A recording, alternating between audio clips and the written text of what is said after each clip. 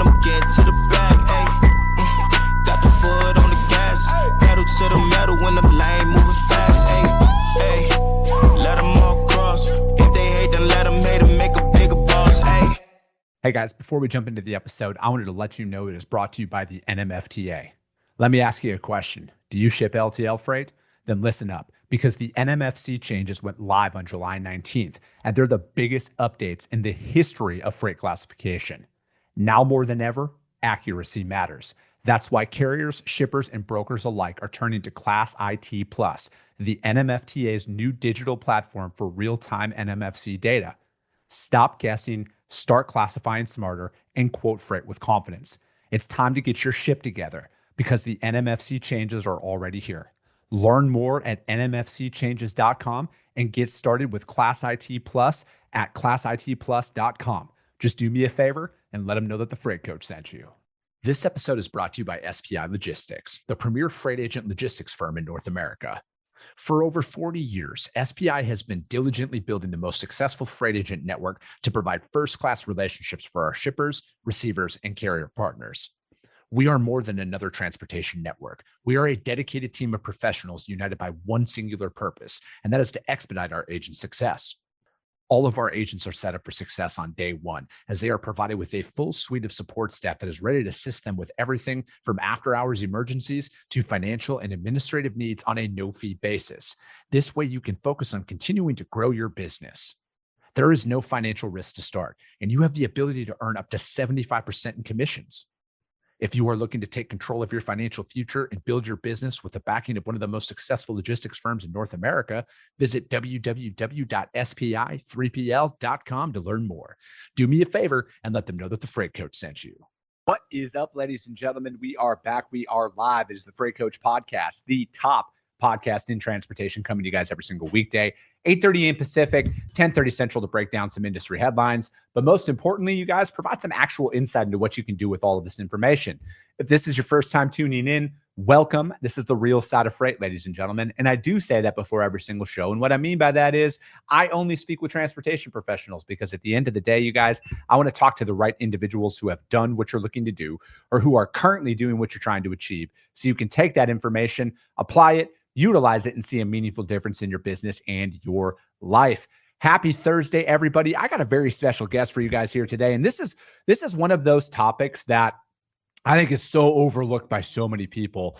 And, you know, managing your cash flow, keeping a clean back office, but then like automating that on top of that as well to keep you focused as somebody who's out there who's trying to build businesses. You guys, it's like having that taken care of is such a weight off of my shoulder. So with that being said, I got my good friend Charley Dehoney back on the show with Upwell. Charley, thank you so much for taking the time to join me today. Coach, anytime. Always love getting together and just talking freight. Dude, the Freight Bill Whisperer is something that we got to coin out there. You got to trademark that stuff right away, man. Well, I would say that not a lot of people are talking about freight bills. You know, most of us don't get into brokerage and logistics because we love thinking about the back office. But as you and I both know, when you marry right, it'll change your perspective. And fortunately, I married a woman who's much more financially minded than I am, and she showed me a long time ago that AP and AR is really your lifeblood in logistics. And for a guy like me, I just wanted to keep making money moving freight so that I could kind of continue to stand in the business and really not have to get a real job, because the redneck Wall Street of freight brokerage is really how many of us have learned how to make wealth. Dude, we used to call it redneck day trading when people would ask us what we do out there. And it's the truth, man. And it's like, my mindset is very similar to yours out there, man. Like, I just want to like sell, right? Like, I love the build. That's one thing that like the deeper and deeper I get in entrepreneurship and self-employment is I love the build and then getting it to the place where it's like somebody else can come in and grow it, you know? So it's like, I just got that hunter instinct in me where I like to go out there, find the business, bring it on, and then let my team, after we've kind of moved 50 to 100 shipments, then let my team run with it, because the systems are and everything are established. And then I just want to get back into the trenches again.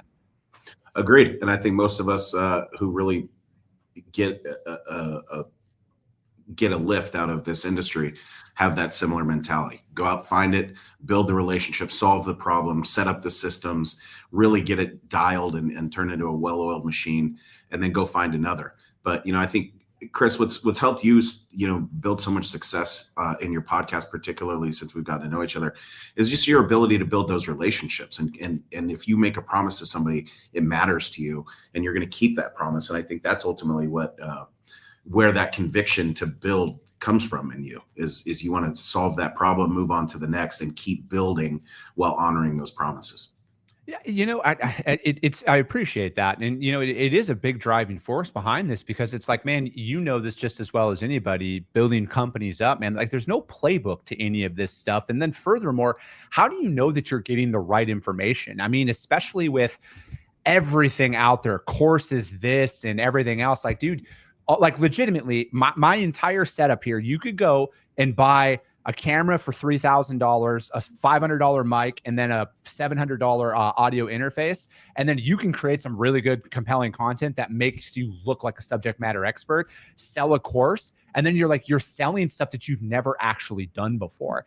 And I've heard so many stories about that early on in this journey, about these people who feel like they're getting fleeced. And it's like, that's like my main driving force behind all of this in our niche. How do we put the right information out there to keep people in business, help them remain profitable in up markets, down markets? It doesn't matter. So they at least know that they're given the right information, and then they can decide what to do with their business from there.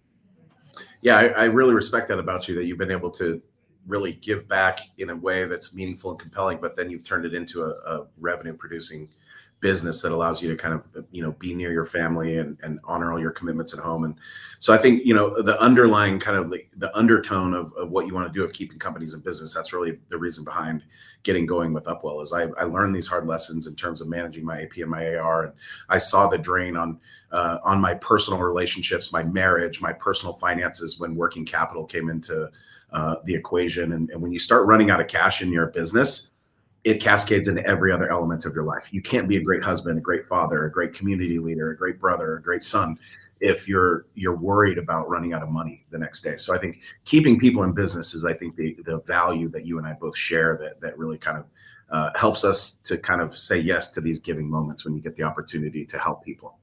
Dude, absolutely, man. And like, what were some of those early lessons that you learned, Charley, about back office management, managing your cash flows and keeping your books clean, that, looking back now, you were like, man, I wish I would have done this sooner?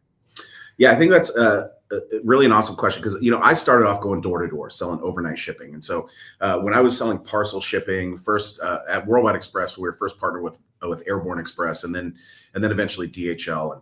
And Worldwide had this phenomenal leadership culture where they'd bring you in, they'd wind you up, send you through a week of basic sales training, and they give you all the right questions to ask with zero context, because they knew that you didn't need product knowledge, you need at bats. And then if you got out there and you talk to a bunch of shippers, you'd luck your way into a couple of customers. And then, one thing about being in sales, it's exactly like entrepreneurship and exactly where you're at right now, is you go get a couple of customers or shippers. Well, now you got two bosses, right? I mean, your customers become your boss in any scenario. So I learned the hard way, Chris, that, if you don't set that customer up for success, meaning you don't get their packages out the door, you don't keep them well informed of the statuses, and you don't give them a clean invoice and make it easy for them to pay. If you don't nail all of that, some other guy's coming right behind you with a better mousetrap that's going to nail on those vectors. So I learned at Worldwide, if you could keep that person in the back office, oftentimes it's a woman, oftentimes she's been there for a long time, oftentimes she's the keeper of all the secrets, she knows every password,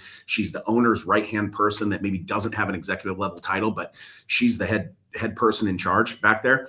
And if you can make her happy by taking some work off of her or her team's plate, or that person, that CFO sees you working a little bit harder to deliver a better experience and add more value in the back office, that was always a key differentiator. So at Worldwide, we had built in some automation around helping the back office allocate their costs by putting a shipment reference and embed that in the workflow and making it a requirement on internet shipping. So, I learned at an early age that if you can streamline that front end process and you can gather all the right data points, then that back end reconciliation on the invoice makes it easier for them to okay to pay and get the payment out the door, which would then keep my back office happy. So one thing you got to remember, Chris, is your back office is somebody else's front office. So when you're sending out bills, somebody else has got to handle those in the front of the house. So the cleaner your back office and your process is, the better off.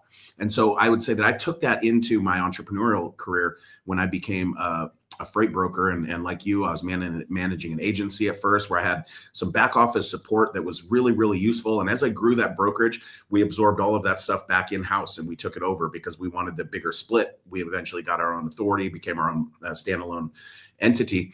But in that journey, my wife joined me as my business partner. And she was the one that brought it to my attention that, hey, Charlie, you're not making any money. And I was like, what are you talking about? We're growing so fast. I just added 12 new shippers last month.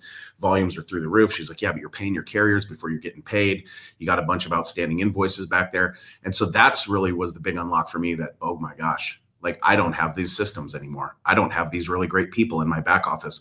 I've got to build that. And luckily I had, my wife there to really kind of help me architect that and implement the right systems. But what that really came down to, Chris, and what I carried on into other operating experiences in my career was, first off, you've got to get your data organized. You've got to get your data clean. It's your data in collections receivables is really spread out into a bunch of disparate systems because you've got your QuickBooks or your NetSuite or your Sage or your Oracle with your ERP data, and that's your backbone of your finance. But then you've got this TMS that's turning orders into invoices, and that's where your team's planning, executing, updating, billing, and all of that stuff is coming out of there. But then now, in the last decade and a half, you've seen CAS, US Bank, Uber Freight, E2 Open, all these portals that you've got to go in there. And whether it's a self-invoicing portal where all you need to do is go in and accept the charges and hit OK, or it's an EDI plus documents portal like a CAS where you've got to push them over that 204 via EDI, and you've got to get a third-party vendor in there for that. And then you've got to have a system in place to get that bill of lading out of your TMS, get it into your workflow,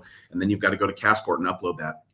So with all of these complexities now, getting all that data into one place is really hard. And what that requires a lot of brokers to do is go do a bunch of Excel downloads, VLOOKUPs, XLOOKUPs, merging a lot of data together before they can get a clean picture. But once you get your data organized, then it's just like cleaning your garage. If you do it every week or so, it's really easy to do. But if you leave it for once a season or once a year, it's really tough. So what I mean by getting your processes in place is once your data is accurate and complete, then you kind of got to go after your highest balance customers first, your slowest payers. You got to establish really good communication with them. And then once you have that good communication, you got to know when you fall past due, who do I call? What's the best way for me to stay on top of this? And then, part of getting that data organized, you've got to understand what every shipper wants, because every shipper has different shades of gray on their invoice. And you move enterprise freight, Niagara Bottling wants something different than Dollar General, than Nestle and Hershey's. So once you understand those billing standards, you know how to build that perfect invoice packet. Then you've got to kind of satisfy those standards and make sure the right identifier, the right PO, the right invoice number, the right BOL number, that all of those unique identifiers travel with that order. So, it starts with inputting the order correctly when you get it over from the customer, verifying all those data points, making sure you're not fat fingering yourself into late payments. And then you got to make sure that those data points travel and they hit the invoice, and the invoice goes out the right way. And then if you can kind of get yourself in that kind of a pattern, then you can kind of bring in your regular communication, your weekly statements that go out, your past due reminders. You can kind of build in processes for that, or ultimately rely on a technology like Upwell to automate a lot of that. But really it comes down to getting that data organized, understanding what your customers want, building yourself some great systems and processes, and then keeping on that cadence. I think a lot of people miss, Charlie, and you dropped a lot of great information there. I think a lot of people miss the importance of starting this earlier than later. Because I think, most businesses, they chase revenue right away, right? Because you need profit, you need to be able to pay your bills, you need to do all of that. You're kind of scattered. And a lot of the experience I have with customers of all sizes, I would argue your ability to invoice them properly is more important than your ability to pick up and deliver on time. Like I will say that till I'm blue in the face. And I know most operators are going to be like, there's no way. And I'm going to be like, yes, because that lady that you're describing right there, she will roll her eyes and call you every time you invoice her wrong. And if you think for 5 seconds she's not in that shipping manager's eyes saying, hey, this team over here cannot bill us properly, I do not want to see them move our freight anymore, because their competitor here, they invoice us properly every single time. Those are the ones who I want to work with, because again, how are you making their life easier? And again, so many people have that singular sales focus that's going on out there, and having the right behind the scenes team to go through, sit down. And this is, again, when people hear me say take 5 minutes on the front end, this is one of those things I'm describing. See if you can meet with their billing. Make sure, ask all of those questions on the front end so you can build that system up properly the first time.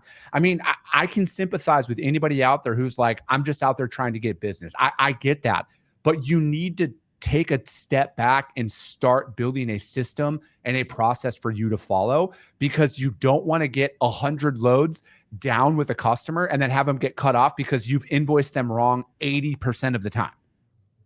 Yeah. So I think that therein lies like the real problem with messing up the invoice. It reduces your day, or it reduces your cash flow. It increases your daily sales outstanding. It hurts all of your benchmarks and metrics.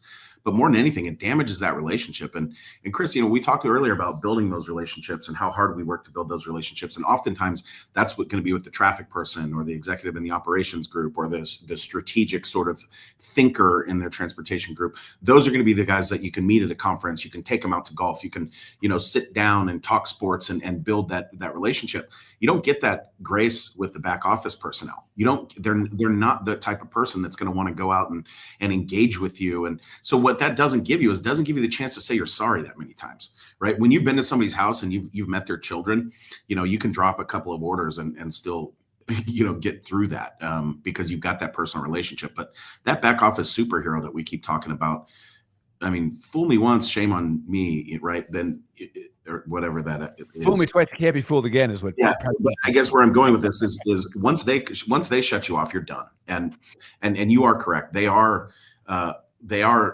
in the shipper's ears or the traffic manager's ears, but they have data. They come with receipts. So when these people kind of show up, they're telling these traffic managers or these transportation procurement professionals, they're saying, hey, look, like their first pass audit score is below 70%. So that means 30+% of their invoices are coming through with an error. And you're right. The first couple times they'll call you and they'll tell you, hey, we got this bill. It's kind of messed up. After that, they just don't pay it.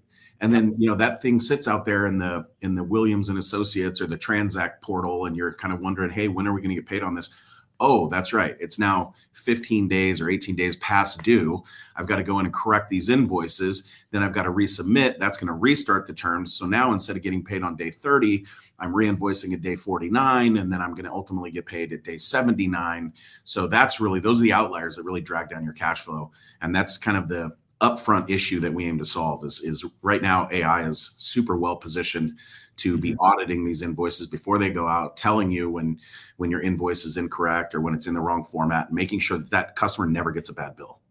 I think most people would be shocked to actually hear that most businesses, like small businesses, startup land, are like 30 days away from being broke every single month, you guys. Like, cash flow is everything. Having a fiscal understanding of how to operate your business early on will set you up for success in the future. Because I feel like, again, even after you start, like you were talking about, man, like, hey, we're onboarding all these shippers. We're doing all this revenue. What's going on here? What do you mean we're broke?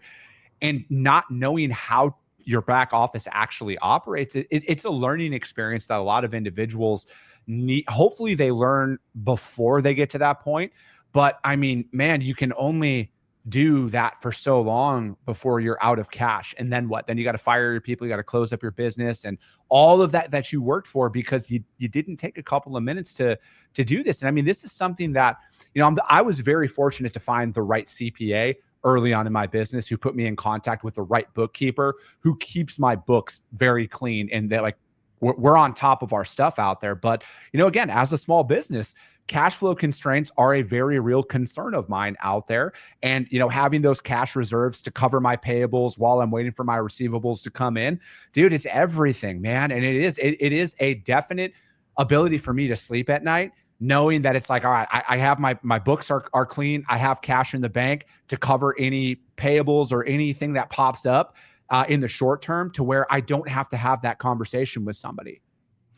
Yeah. I mean, I've been in businesses that become extremely cash constrained. I mentioned the first small business that I had, that my wife became my partner in. We once had to sell our Mercedes right in front of the brokerage. And there was a demoralizing experience because it wasn't that we weren't a growing business. It wasn't that we didn't have great customers. It wasn't that my customers didn't want to pay me. It was that we were growing so fast and we were so focused on taking care of the customers, taking on new freight, making the logistics promises that we had committed to, And, it goes back to the cleaning your garage thing. If you don't stay on top of those receivables, if you don't keep the customers informed, if you're not sending out a weekly statement, if you're not sending weekly follow-up emails, giving people a heads up that, hey, we're still here. We need your money. We want to continue to give you great service. Shippers are busy too. There's, especially these small business customers or anybody in transportation procurement, they're problem solvers. They're just like us. They're moving from thing to thing to thing. And sometimes you just got to get them to stop what they're doing and take a look at the money that they owe you. But I think what it really comes down to is the cheapest money out there to use is your own capital. As a small business, if you let your money sit in your customer's account and you're running up credit card debt, or you're going out and taking on a line of credit and you're paying, daily interest charges so that your customers can use you as their bank, that is a very expensive way to operate. But in logistics, a lot of times especially when you're starting out, you think you have to do it. You think you have to give the customer that extra grace. But in my opinion, establishing that communication up front and being very positive, very persistent, very professional with your follow-up, and even calling customers proactively and say, hey, we're a new vendor. We sent out an invoice last week. I wanted to make sure, A, that you got it, B, that all of the data points are accurate, that the cost matches what you're expecting. And then if you and I could just spend 2 or 3 minutes talking through your process, there may be other things that I can do that can be helpful. Yeah, dude, I like talking about using your money. That's another just phenomenal piece of advice out there, because, again, you can go out there and get a rolling line of credit from your bank. You can use a credit card, whatever, but you're getting charged interest on that, right? And every penny, you need to be focused on how do you save every penny, because not everybody goes out and raises hundreds of millions of dollars and just has a 24-month runway of cash just ready to burn and sit and, discretionary, your spending is often, I was just talking about this the other day on the show, actually with Brad Perlin with Bitfreighter. We were talking about this yesterday, and how different it would be if somebody gave me $10 million today to invest in my business to grow and scale, how much better I would be with that capital than I would have if I would have just been handed a $10 million check day one. I would have spent that in like 30 days because I would have never seen that amount of money. And then now it's like being able to properly allocate that, because it's like, if I look at my next 5 years in business, my long-term goal with all of this is dude, it's freedom, right? And like, I don't want to have to beg people for anything. And if my business takes a little bit longer to scale because I'm bootstrapping it dollar in, dollar out, I'm going to take that trajectory over taking VC money or private equity or anything like that, because I want to call my own shots. But then, like, ultimately, I want to have a better financial record if I go to the bank to be like, hey, I want to take on debt because I want to acquire a company or something like that. I think, like, long term, that like all of these little micro decisions in your business that a lot of people overlook is like that's where you need to put that focus on, because the financial health of your operation, like, we are fighting giants out there. And when you're a startup, all right, there are companies who have more money that they spend on coffee in a month than you probably make in a year. All right. And like, that's what you're up against out there. So it's like, you have to be ultra fiscally responsible and conservative as you're growing and scaling your company. Yeah, but I think there's also room for risk, right? There's room to take some flyers if you have the confidence and the assurance that not only is my cash position solid, but I've got great systems in place. I know more freight's coming in next month. I know that those clients are going to be invoiced properly, and I know that I'm going to get paid on time. The forecasting and the predictability of that money coming in gives a lot of that confidence as well. So if you meet the great new hire opportunity, or there's something opportunistically that comes up in your business where, hey, maybe the shipper invites me to a golf tournament to go sponsor a hole, and I've got some cash to do that, and I've got the flexibility to get out there, and then maybe I can grow that piece of business because I was able to build deeper relationships in the organization. But you can't do that, A, if you're worried about your income, B, you're stuck chasing your money because you're, always behind, and C, you don't have the right systems in place where you get off your stinking desk and you can go get out there and swing the clubs or sponsor the hole or take the trip, or, like I said, make the new hire or upgrade the software, or take the larger office space, or fly the employees in for an on-site. Those are the kinds of things, Chris, that can make a material difference, but you can only do it if you have that cash position and the assurance that it's coming in. So, I think really when I think about, success in my business, it comes down to we will be successful when clients look at Upwell as the primary reason they're able to hit their financial objectives in their business. Mm-hmm. And I'm on site right now, as I was showing you before. I'm on site with the Werner team here in the carriers conference room because I've been out here for Werner's product days that they have, which is a celebration of their kind of technology roadmap and their accomplishments that they have annually. And when you start looking at a company like this that's financially solvent, like they had their first down quarter this year in many, many decades. And so this is a company that, you know, was bootstrapped by a founder.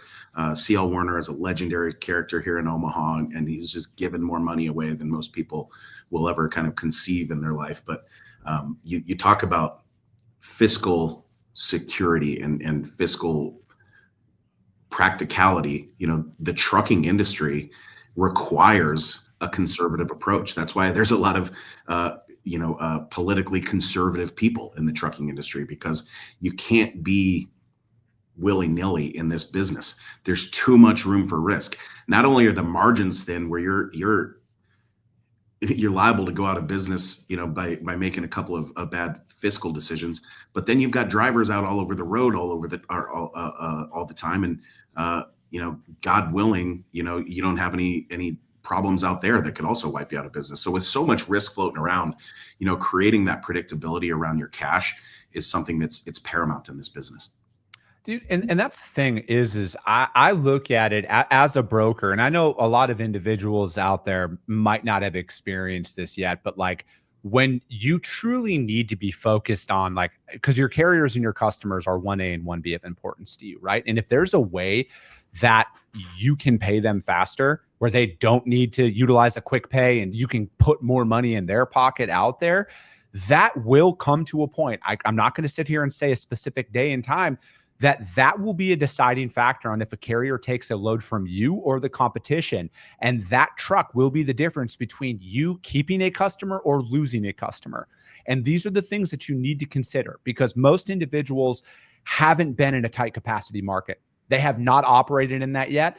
And they might be struggle bus at that time, because there are going to be little things out there where it's like, dude, you can't extend carrier pay. You can't do any of those things. You want to be more appealing. You want to be that broker of choice to your carriers and your customers. You want them to keep coming back, because again, until somebody comes to me with a business plan, Charley, as a broker, and say, this is how you can make money as a freight broker in its current state without moving trucks, please, I am all ears to that. But until that happens, man, these are those real considerations that you need to think about. I mean, look at that. Like, you know, even if you're going to be a broker and have quick pay, and you can offer a cheaper quick pay amount out there, like say somebody's offering 5% and you can go in at 1.5% for them.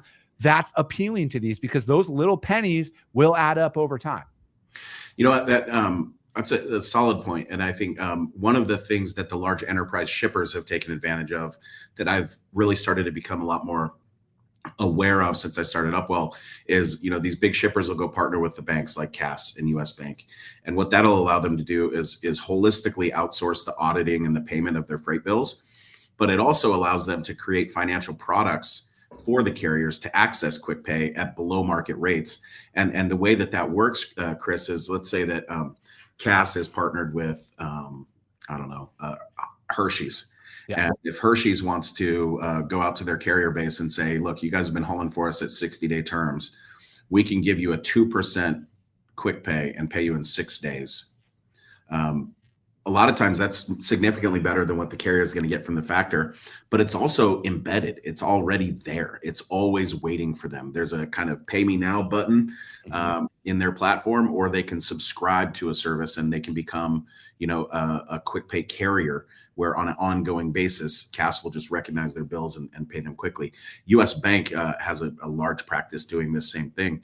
And so, you know, I think a lot of the financially solvent brokers and carriers out there that use partners will oftentimes leverage their healthy balance sheet to offer those quick pay services, and then they're making money on their own money. So, you know, you and I have a lot of connections in common at some of these larger companies, including one of your sponsors, who's very, very healthy brokerage, does very well and strong leadership. And that's the kind of company that can leverage their own balance sheet to provide those quick pay solutions. And now, going back to kind of your point, there is a part of a broker business model that doesn't require moving an extra truck. I mean, there's a way to build your cash position and your balance sheet to a way where you're making money off of your money. And so, I think as brokers continue to grow and scale and consolidate, you're going to see companies that take advantage of partnerships, like Flexport, as an example, has a partnership with GE Capital. And so they were doing it on the international side, where they'll provide trade financing to any importer that's using Flexport. So I think those are the kind of services and products that really get me excited, Chris, because really when I wanted to start building Upwell, it was really for that everyday broker that was struggling to get out of their seat, that wanted to make more sales calls, but was always futzing around with the back office. And as the business has taken shape, really we're spending more of our time with these large audit companies, the large banks, and these major enterprise customers, Transport Topics type, top 100 type carriers, because the scale of their problem is so big. And companies like Werner and NFI that have been great early partners, and SPI Logistics, to name a few of the big boys that we work with. As we get deeper into their back office and we see the scale of the problem, we're also seeing the age of those workers. Those are people that are aging out of the business, and guys your age aren't coming in and raising their hands saying, "Hey, put me in the back office. Let me reconcile some spreadsheets."